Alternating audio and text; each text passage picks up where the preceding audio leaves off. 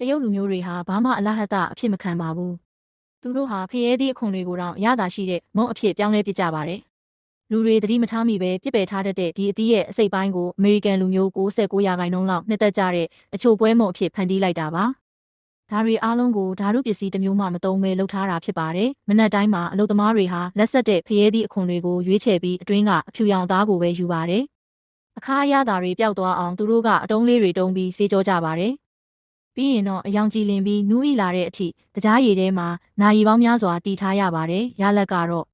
အပြင်ဘက်ကကြွလေးနဲ့အတွင်းပိုင်းကတော့ဂျယ်လီလိုအိလေးဖြစ်နေတာပါပဲ။အတုံးလေးတိုင်းကိုတောက်ပတဲ့တကြားမုံလေးတွေဖြူပေးထားပြီးမမြည်စမ်းပဲမနေနိုင်လောက်အောင်ဆွဲဆောင်မှုရှိစေပါတယ်။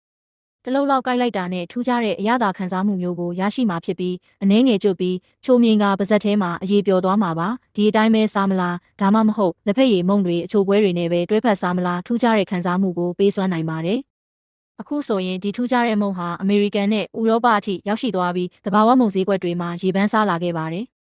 ဒီမုံကိုလယ်သမားဈေးတွေအထူးအယောင်းဆိုင်တွေနဲ့အွန်လိုင်းပေါ်မှာတောင်တွေ့နိုင်မှာဖြစ်ပြီးရိုးရာဆန်ပြီးဖြစ်မိတဲ့အရသာအသစ်ကိုရှာဖွေနေသူတိုင်းကိုစိတ်ကျေနပ်မှုပေးစွမ်းနိုင်မှာဖြစ်ပါတယ်